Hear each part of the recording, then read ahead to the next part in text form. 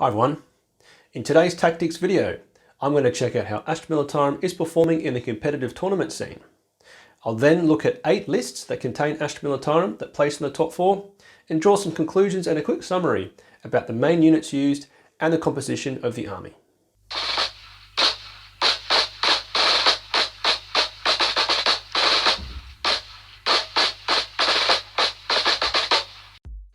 So the first place we'll start is understanding which 40k factions are doing the best in the competitive scene point of view. Now the source of info for this is going to be 40kstats.com, so a massive shout out to whoever runs this website because it's fantastic. Basically collates all of the wins across the world from the competitive gaming point of view and puts them in one place. So the first place we'll start is the win-loss tab. Now this is fascinating and really interesting, and what it's saying is, of all the Drukhari games played in the competitive scene, 65% of those games are won by the Drukhari player. Cult Mechanics is 58% and obviously Harlequins at 57%. Astra Militarum unfortunately rates all the way down here, so 43% of all the games we play in the competitive scene point of view are won by an Astra Militarum player. Now what else we can do to make this actually more insightful is change the rule set. So it basically shows you can choose to see when all of the games played are only played after the release of the AdMech Codex. Now, when we click on this button, it fundamentally changes the rankings. So no surprises, well actually a bit of a surprise is the Cult Mechanicus army is suddenly the army to beat with probably the most powerful codex. Drukhari, and I think also Deathwatch, I could be wrong, have had new codexes come out, but interestingly other ones such as Necrons and Death Guard aren't suddenly at the top of the table. So what it's saying is that even with 8th edition codexes, which I'm pretty sure Harlequins and definitely Adeptus Custodes and definitely Imperial Knights are still managing to place or play well and win games with the 8th edition codex. You will notice Astra Militarum has sort of come up the rankings. We've still got the same win-loss ratio, 43% win. We're actually beating a whole lot of other armies, which maybe are struggling more so against the top armies like Cult Mechanicus and Drukhari, as opposed to Astra Militarum, which probably has a better chance against definitely Cult Mechanicus because we're both shooty armies. So a good place to start. So basically you have to understand that when you play competitively, the armies going to have the toughest time against are Cult Mechanicus, Drukhari and Deathwatch. So all about understanding what they bring to the table. Another tab to look at is the sub-faction results. So this tells us that of all the games played, you can actually see which of the factions, or correction, the regimental doctrines is the most popular. So it's clearly saying the custom regimental doctrine, gunnery experts and spotter details is the most popular. Interestingly, Lamband Lines for the Tempested Signs as well, and also Catagen and also Cadian. Now as we have a look here, I think the one with the best ratio, it's played the most amount of decent amount of games, is Catagen at 48% of games won, and spotter details at 46%. There are obviously other ones where they do a whole lot higher, but they're almost statistically irrelevant because there's such a low amount of games played with that style of faction or regimental doctrine, such as this one here. You've got 80% win rate, but gunnery experts and wilderness survivors. So, interesting place to start. Basically tells us that the armies to beat are Cult Mechanicus, Drukhari and Deathwatch. And as I said, the most popular to play is gunnery experts and spotter details. Now let's move on to understanding some of the army lists played by Astra Militarum players, finishing in the top 4 across the world. I managed to track down 8 army lists where the player came in the top 4 in their respective tournament. Now only 3 of these lists are pure Astra Militarum lists, unfortunately, with the rest all being soups, working with Custodes, Sisters of Battle, Adeptus Mechanicus or Dark Angels. Across the list, the Catagen Regimental Doctrine is by far the most popular, featuring in 3 of the lists, followed by Scions using the Iotan Dragoons and Capic Eagles, Death Corps of Kree, one army is using Vestroyan, and one of the soups is also using gunnery experts and spotter details in combination for the Astra Militarum troops. One thing I also noticed is that each of the army lists takes real advantage of the Legion trait chosen. This may sound obvious, but for the majority of the models chosen, they do play their best to play into the chosen regimental doctrine. For example, the Vestroyan list has got 3 Demolisher Leman Russ battle tank commanders with also multi-melters. And the Catagen list are further buffed with Colonel Strachan and a Ministorum Priest, which means your strength 4 infantry have got additional 2 attacks in the fight phase, which is actually really strong. Then that list, which takes gunnery experts and spotter details, also sports 3 Demolisher tank commanders, also taking plasma sponson weapons. It's really maximising again the additional 6 inches, but also the ability to reroll one of the dice when determining the number of shots fired. Now, as far as key units used, tank commanders are used quite extensively, however there is nothing included as far as standard Lehman Russes. Those tank commanders that are included take either Demolisher siege cannons, Executioner plasma cannons, or plain battle cannons.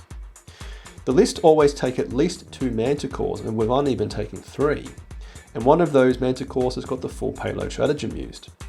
There is, to my surprise as well, absolutely no Basilisk mentioned at all.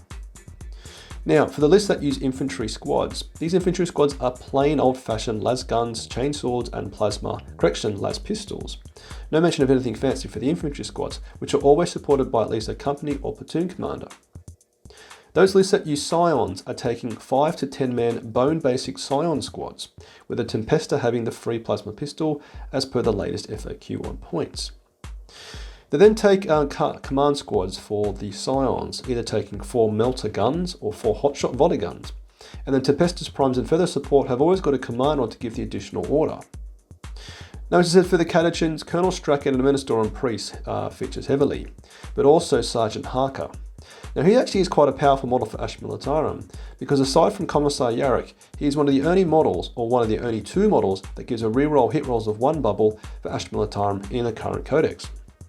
A very pleasant surprise was that 2 lists take Death Corps of Creek Outrider detachments, and these are in suits of Sisters of Battles or Dark Angels. Both of these take squadron commanders, command squads of 4 mounted veterans, and then 3 rider squadrons of 8 riders. To be honest, the current Death Corps of Creek Legion trait is absolutely garbage and does a complete disservice to this iconic regiment.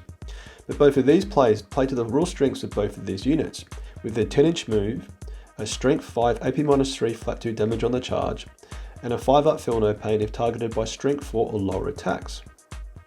These outrider detachments provide high mobility to the sister detachments, which bring a variety of units including combat squads, retributors, and Celestines. Now, also at this point that these are only the army lists that I could find that came 1st, 2nd, 3rd or 4th across the tournaments I could see on the interwebs. Once you go beyond that, it's actually quite hard to find any army lists at all for the players ranking beneath 1st, 2nd, 3rd or 4th. And that being said, there's nothing wrong coming 5th or 6th. Of course, if you're playing in a tournament of 30 or 50 players, that's a fantastic position to achieve. But from what I can see, it's actually quite limited to the top 4 positions. So I guess, what does this all mean for us Astra Militarum players? So firstly, if you do want to place at a high position in a tournament you're playing, and considering the fact we don't have a new codex yet, you may have to run a super list. I'm personally going to probably run a combined list of the Custodes and Cadian list in a tournament I got booked in February. If you do want to play well and do want to place well, I think in the current meta, you may struggle running a pure Astra Militarum army list. And secondly, perhaps think about playing Catechin. Given the smaller board size of 9th edition, and the fact that charge phase can happen a lot earlier, these jungle Rambos of a strength 4 buff to 3 attacks are going to be coping a lot better than a single strength 3 attack from a poor old Cadian. Of course, take a Minister and Priest, Colonel Straka, and Sergeant Harker, and those 2 are probably some of the best Astra Militarum name characters got at the moment. It's just a shame the Cadians don't have a shiny new upgrade frame like the Cadians though. And thirdly, only take units that you're 100% confident will do the job. The lack of Lehman Russes, standard Lehman Russes, is kind of testament to this. Spending 140 points on a model with Ballistic Scholar 4+ is simply not going to cut it in the tournament scene. Instead, invest an additional 35 points into a tank commander that has a Ballistic Scholar 3+, and give himself orders to improve his accuracy even further. Likewise, infantry squads are only going to be used to simply sit on objectives or issue move for early ball control. Their Ballistic Scholar 4+ and Toughness 3 simply means investing more points into further weaponry for them. It's just not going to pay off, considering they're not that accurate, and they probably won't survive that long if your opponent really doubles down on them. And fourthly, the most obvious of all of this is just go and buy a heap of Manticores and always give one of them the full payload support a stratagem. Heavy 2d6, strength 10, AP-2 and flat 3 damage is a fantastically reliable combination, and definitely trumps anything a Basilisk can do, which to me is a bit of a shame because I love the look of the Basilisk.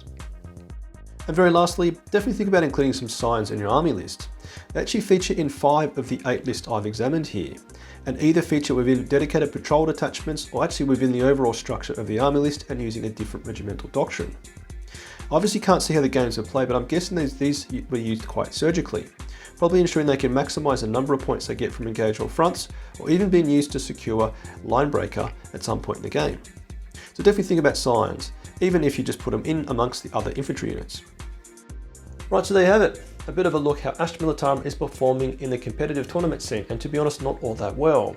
But I'm a huge believer in being an underdog, because if you've been playing for Astra Militarum with an 8th edition codex for quite a while in 9th edition, you're certainly finding it very tough, but learning some tough lessons. So when a new codex comes out, watch out everybody else, because the Astra Militarum will be back. Anyway, hope you enjoyed the video, and you can talk to me with a like, comment, or by subscribing, or on Patreon, or a new function I've got enabled on YouTube is a super thanks, which is a little heart shape, I think about here, at the bottom of the screen. Anyway, if you've got any army lists you've seen that come in the top 4 or do very well for tournaments, please share with me as well, because I genuinely want to see them.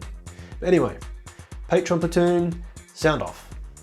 Colour Sergeant DuPont, Sergeant Adal, Sergeant Gilliam, Sergeant Merrill, Sergeant Sims, Veteran Brady, Veteran Gibson, Veteran Hall, Veteran Lundeen, Veteran Mitchell, Veteran Witten, Guardsman Tom.